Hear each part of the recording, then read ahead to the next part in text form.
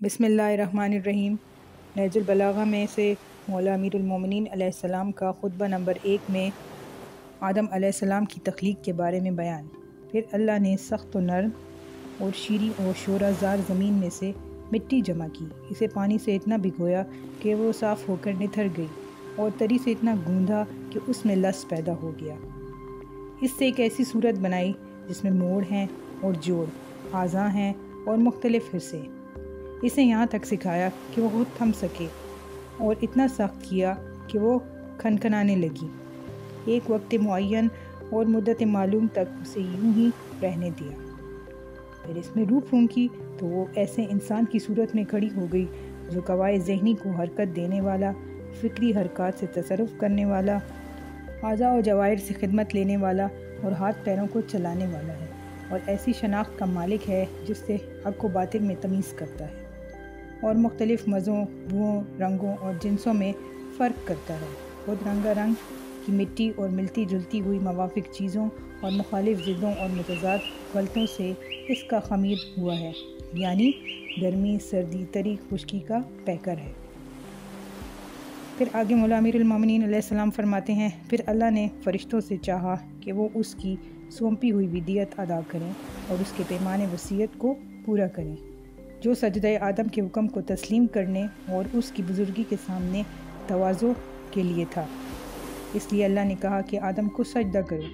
ابلیس کے سوا سب نے سجدہ کیا، اسے عصبیت نے گھیر لیا، بدبختی اس پر چھا گئی، آگ سے پیدا ہونے کی وجہ سے اپنے کو بزرگ و برتر سمجھا اور کھنکھناتی ہوئی مٹی کی مخلوق کو ذلیل جانا۔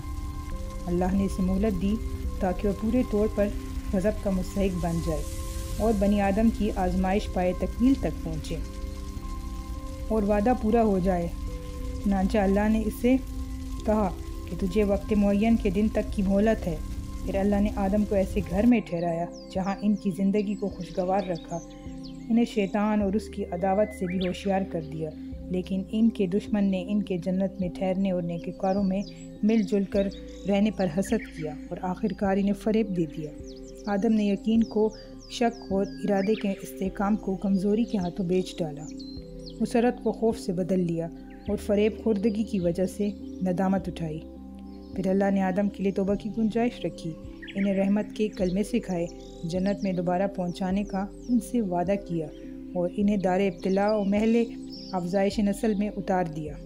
پھر اللہ سبحانہ و تعالیٰ نے ان کی اولاد سے انبیاء چنے، وہیں پر ان سے عہد و پیمان لیا، تبلیغ رسالت کا انہیں امین بنایا، جبکہ اکثر لوگوں نے اللہ کا عہد بدل دیا تھا، چنانچہ وہ اس کے حق سے بے خبر ہو گئے، اوروں کو اس کا شریک بنا ڈالا۔ شیاطین نے اس کی معرفت سے انہیں روگرداں اور اس کی عبادت سے الگ کر دیا۔